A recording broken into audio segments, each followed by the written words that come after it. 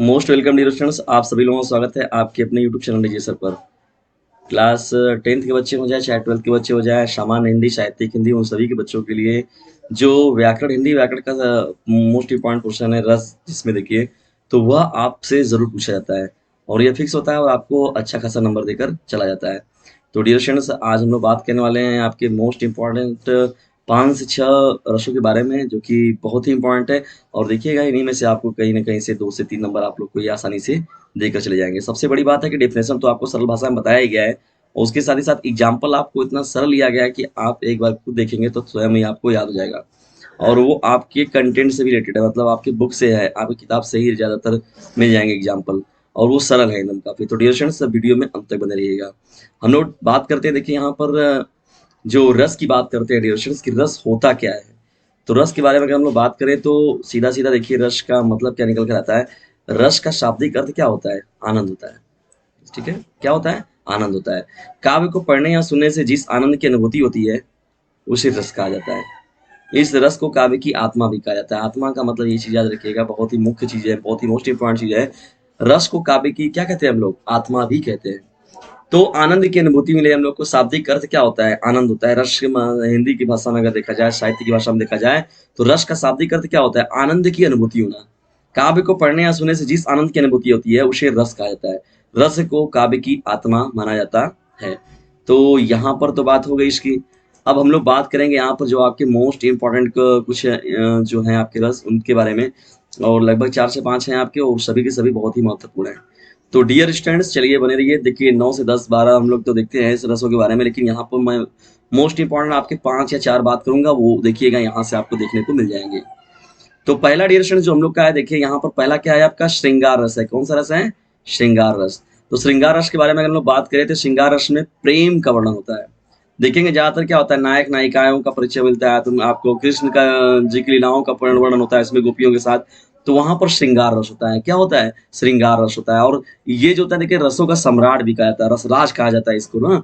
रसों का राजा कहा जाता है श्रृंगार रस को, ये याद रखिएगा। ये भी कभी कभी पूछ देता है, मैंने देखिए यहाँ पर इसलिए इसमें लिख भी दिया है इस वाक्य को। श्रृंगार रस में देखिए प्रेम का वर्णन होता है, जाहिर सी बात है, नायक नायिकाएं हो गई या तो कृष्ण की गोपियों के साथ जो हो गए, तो ऐसे प्रेम का वर्णन किया जाता है। ठीक है, इसका स्थायी भाव क्या होता है? रति होता है या तो प्रेम होता है। तो अगर कभी कभी देखिए एक नंबर में पूछ देता है कि इसका स्थायी भाव क्या है, तो यहाँ पर श्रृंगार रस का जो स्थायी भाव है वो रति या तो प्रेम होता है। इसे रसों का राजा भी कहते हैं, ये याद रखिए स्टूडेंट्स, इसे रसों का राजा भी कहते हैं। अब आइए हम लोग देखते हैं इसके एग्जाम्पल को। सबसे महत्वपूर्ण चीज थी क्या थी? इसका उदाहरण जो है, तो उदाहरण को हम लोग देखते हैं। देखिए यहाँ पर क्या दिया हुआ है? तरनी तनुजा तट तमाल तरुवर बहुछाय। ये बहुत ही जबरदस्त एग्जाम्पल है आपका।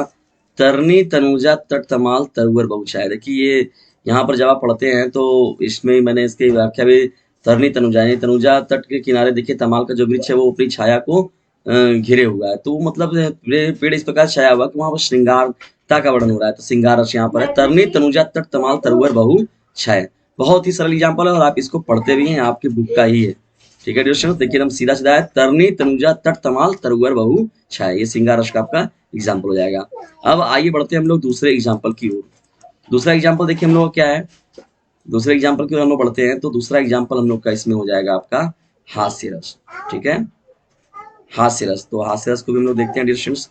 देखिए यहाँ पर जो हास्य रस है आप सभी लोगों का, यहाँ पर देखिए हास्य रस के बारे में। तो जब किसी व्यक्ति या वस्तु की वेशभूषा, आकार, वाणी तथा चेष्टा आदि को देखकर मन में आनंद का भाव उत्पन्न हो, तो यहाँ पर क्या होता है? हास्य रस का मतलब होता है जब किसी ऐसे इंसिडेंट को देख लेते हैं, वैसे अचानक चीजों को देख लेते हैं जिसमें कि वस्तु की जो वेशभूषा होती है और उसका आकार होता है, उसको देखकर अचानक विनोद का भाव उत्पन्न हो जाता है, आनंद का भाव उत्पन्न हो जाता है। ठीक है, तो वहां पर कौन सा रस होता है? हास्य रस होता है।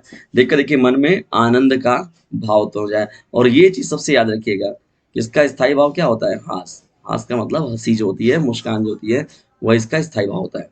अब आते हैं इसके एग्जाम्पल में। बहुत ही पॉपुलर इसका एग्जाम्पल रहा है एक, हम लोग उस पर बात करते हैं। देखिए दो यहाँ पर मैं एग्जाम्पल आपको दिखा रहा हूँ, बहुत ही महत्वपूर्ण है। देखिए ये हास्य रस के एग्जाम्पल हैं आपके। पहला एग्जाम्पल, जब शिव जी का विवाह था, बारात जब उनका जा रहा था, तब तक ये देखिए घटना है। नाना वाहन नाना वेशा बीएसए शिव समाज निज देखा। देखिए कितना सरल है, नाना वाहन नाना वेशा बीएसए शिव समाज ठीक है, तो नाना वहाँ नाना वेशा बेसे शिव समाज नहीं देखा। मतलब जब शिव जी की बारात गई थी तो उसमें इतने ज़्यादा अड़भंगी टाइप में लोग थे कि मतलब अजीबो-गरीब तरीके से लोग पहने, पहनावा ओढ़ावा लोग अजीब, मतलब वहाँ के जो दृश्य था वहाँ बहुत ही हास्यात्मक वर्णन किया गया है। कवि ने बहुत ही हास्यात्मक वहाँ का वर्णन किया हुआ है।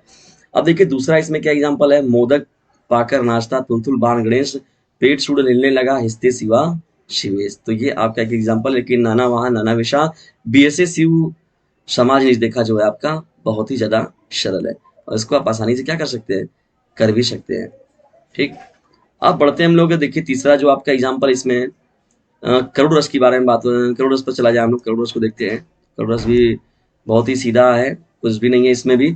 तो करोड़ रस के बारे में डिस्कशन अगर हम लोग बात करें तो यहाँ पर देखिए, जहाँ पर शोक का भाव उत्पन्न हो ना, यहाँ पर क्या हो, जहाँ पर करोड़, मतलब कि करोड़ की बात हो, शोक का भाव उत्पन्न हो, किसी घटना से व्यक्ति क्या हो जाए, दुखी हो जाए, अचानक कोई घटना को सुन लिया और उससे क्या हो जाए, लोग दुखी हो जाए, तो वहां पर क्या होता है, करुण रस होता है।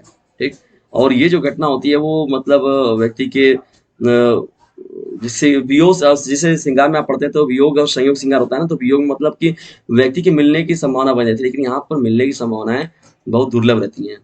तो यहाँ देखिए एग्जाम्पल क्या है आपका करुण रस का, राम राम कहीं राम कहीं, देखिए कितना सरल एग्जाम्पल है, राम राम कहीं राम कहीं, राम राम कहीं राम। ठीक है, तन परिहरी रघुपति विरह राव गरहु सुरधाम। राम राम कहीं राम कहीं, राम राम कहीं राम, अगर इतना भी लिख देते तभी आपका काम बन जाएगा। और ये तो पहला लाइन तो समझ लीजिए फर्जी है, कोई मतलब नहीं, इसको तो आप एकदम आसानी से कर जाएंगे। राम राम कहीं राम कहीं, राम राम कहीं राम, तन परिहरी रघुपति विरह राव गयहु सुरधाम। तो ये आपका एग्जाम्पल हो जाएगा किसका, करुण रस का।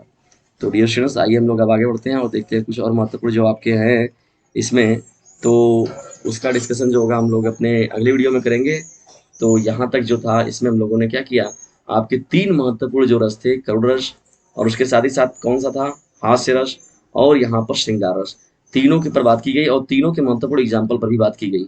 यदि वीडियो थोड़ा सा भी आप लोग के लिए हेल्पफुल लगा तो इसे लाइक जरूर कर दिया करें, क्योंकि उससे एक इंटरनल मोटिवेशन मिलता है।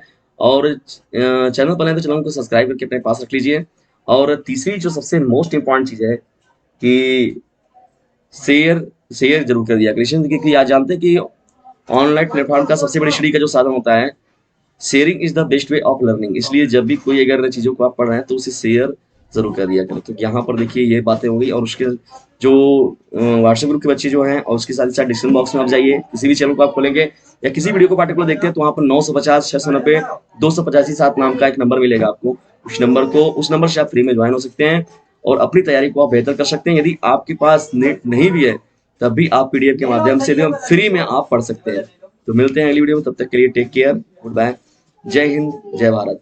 यहाँ पर देखिए बात की गई है कितने, श्रृंगार रस, हास्य रस, और उसके साथ ही साथ और ये जो आपका करुण रस है। तो तीनों का एकदम सरल डेफिनेशन बताया गया, स्थायी भाव के रूप में आप याद रखिएगा, और तीनों का जो एग्जाम्पल है उसे भी आप याद रखिएगा।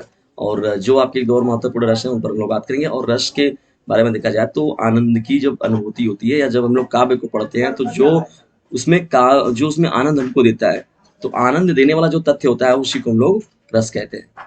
तो ठीक है डियर स्टूडेंट्स, इसे ज़्यादा से ज़्यादा क्या करें, अपने रेगुलर जो है, अपने जो इकोनॉमिकल वीकर फ्रेंड्स हैं उन पर भी जरूर शेयर कर दिया करें इसे, और जो हैं ग्रुप को भी आप ज्वाइन करें, वो भी फ्री में आप लोगों के लिए पूरा का पूरा। और बोर्ड एग्जामिनेशन के जितने भी बच्चे हैं उन सभी लोगों के, जो कि 9th के 10th में जाने वाले हैं, 11th के हैं जो 12th में जाने वाले हैं, तो उन सभी लोगों को भी इसमें जरूर से जरूर जुड़ने का प्रयास करें। मिलते हैं हम लोग जल्दी ही अगली वीडियो में, तब तक के लिए टेक केयर, गुड बाय, जय हिंद जय Bharat. Most welcome dear students, आप सभी लोगों का स्वागत है आपके अपने यूट्यूब चैनल डीजे सर पर। देखिए 3 महत्वपूर्ण आपके जो रस थे मैंने उन पर बात किया हुआ था, मैं उन रसों की श्रृंखला को मैं आगे बढ़ाता हूँ, और 2 अगर आप और तैयार कर लेते तो आपका पूरा कंप्लीट हो जाएगा। इसमें हम लोग बात करेंगे वीर रस के बारे में और साथ ही साथ शांत रस के बारे में। तो डियर स्टूडेंट्स 2 यहाँ पर देखिए बहुत ही महत्वपूर्ण है, और ये पूछ सकते हैं आपके बोर्ड एग्जामिनेशन में, तो इनको ध्यान रखिएगा। और जो दोनों आपको बताया गया उन्हें भी जरूर देखिएगा। तो यहाँ पर देखिए हम लोग स्टार्ट करते हैं इसको। देखिए चौथा जो आपका यहाँ पर है कौन है, वीर रस है। कौन है, वीर रस की बात हो रही है। चौथा आपका हो जाएगा वीर रस। तो यहाँ पर देखिए वीर रस से ही पता चलता है सीधा सीधा कि ऐसा आनंद जिसमें कि वीरता का भाव उत्पन्न होता है। रस का मतलब तो आ जान रहे हैं कि मतलब काव्य धारा को पढ़ने के बाद जो हमको आनंद की अनुभूति होती है, लेकिन वीर का मतलब होता है उसकी वीरता में आनंद मिलता है। जो भी नायक रहता है या नायिका रहती है, जो भी व्यक्ति रहता है, योद्धा रहता है, उसके वीरता मतलब वीरता वीरता मिलती है। योद्धा के रूप में, जैसे रानी लक्ष्मीबाई के बारे में बात करें हम लोग, और साथ ही साथ जैसे शिवाजी के बारे में लोग बोलते हैं, तो यहाँ पर उन लोगों की जब रचनाएं होती हैं तो उसमें वीर रस का ही भाव उत्पन्न होता है। तो देखिए इसका स्थायी भाव क्या होता है, उत्साह होता है। ये याद रखिए डिविएशन, इसका स्थायी भाव क्या होता है, उत्साह होता है। ठीक। और यहाँ पर कहा गया कि जब वीरता का भाव उत्पन्न हो तो वहां पर कौन सा रस होता है, वीर रस होता है। देखिए अब इसका एग्जाम्पल देख लीजिए, बहुत ही इंपॉर्टेंट है। मैंने एक एग्जाम्पल लिया हुआ, बहुत ही पॉपुलर है ये एग्जाम्पल, बहुत ही ज्यादा, और रानी लक्ष्मीबाई जी से संबंधित है। बुंदेलो हर बोलो के मुख हमने सुनी कहानी थी, खूब लड़ी मर्दानी वह तो झांसी वाली रानी थी। बहुत ही सरल एग्जाम्पल है और बहुत ही एकदम आसान है। इसको एक बार दो बार आप पढ़ेंगे तो आपको एकदम आसानी से याद हो जाएगा। बुंदेलो हर बोलो के मुख हमने सुनी कहानी थी, खूब लड़ी मर्दानी वह तो झांसी वाली रानी थी। बुंदेलो हर बोलो मतलब बुलंद के ये से देखिए बहुत लोगों के मुख से सुना गया था कि जो वो बहुत बड़ी योद्धा थी, योद्धा के रूप में जिनको याद किया जाता है, रानी लक्ष्मीबाई जी को। अब डियर स्टूडेंट्स हम लोग पढ़ते हैं। देखिए यहाँ पर जो आपका पांचवा है, 3 मैंने महत्वपूर्ण ऑलरेडी पहले ही बता दिए हैं। जाइए आप प्लेलिस्ट हिंदी वाले को देखिए, हिंदी में बहुत महत्वपूर्ण और भी मैंने वीडियोस बना रखे हैं, कम से कम 40 वीडियो है। आप अगर एक बार उनको रफली देख लेते हैं तो आप लोग के लिए बहुत ही हेल्पफुल साबित होगा। कक्षा 12 हिंदी महत्वपूर्ण नाम से प्लेलिस्ट बनी होगी, उसमें कम से कम 35 से 40 वीडियो हिंदी के केवल होंगे और वो बहुत ही महत्वपूर्ण होंगे। तो यहाँ पर देखिए क्या है, पांचवा हम लोग का क्या है, शांत रस है। तो ये शांत रस को हम लोग समझते हैं। तो शांत रस के बारे में डियर स्टूडेंट्स जब बात होती है यहाँ पर देखिए थोड़ा सा ये अजीब तरीके का है। जब मनुष्य को न सुख दुख और न किसी से द्वेष राग होता है तो वहां पर जो भाव उत्पन्न होता है उस रस को हम लोग क्या बोलते हैं, शांत रस बोलते हैं। सुख दुख चाहे किसी भी प्रकार की परिस्थिति रहे तो वो समान बना रहता है, किसी भी प्रकार का न तो उसे प्रेम है न तो किसी प्रकार की किसी से कोई ईर्ष्या है। तो यहाँ पर शांत रस की बात होती है। किसकी बात होती है, शांत रस की। शांत का मतलब शांत स्वभाव का होना। जैसे साधु वगैरह देखते हैं, महात्माओं का हम लोग परिचय देते हैं तो वहां बताते हैं कि वो लोग शांत स्वभाव वाले व्यक्ति होते हैं। अब देखिए इसका स्थायी भाव जो होता है वो निर्वेद होता है, निर्वेद को याद रखिएगा। और अब हम लोग बढ़ते हैं इसके एग्जाम्पल की ओर। तो इसका एग्जाम्पल भी देख लीजिए आप लोग, और याद रखिए एक चीज याद रखिए, शांत रस का जो स्थायी भाव होता है निर्वेद होता है। ठीक है, उदाहरण में क्या है, उदाहरण में देखिए शांत रस की क्या है, जब मैं था तब हरी नहीं, अब हरी है मैं नहीं। बहुत ही इंपॉर्टेंट ये एग्जाम्पल है। जब मैं था तब हरी नहीं, अब हरी है मैं नहीं। शब अंधियारा मिट गया जब दीपक देखा माए। बहुत ही सरल एग्जाम्पल है और आसानी से आप इसको लिख सकते हैं।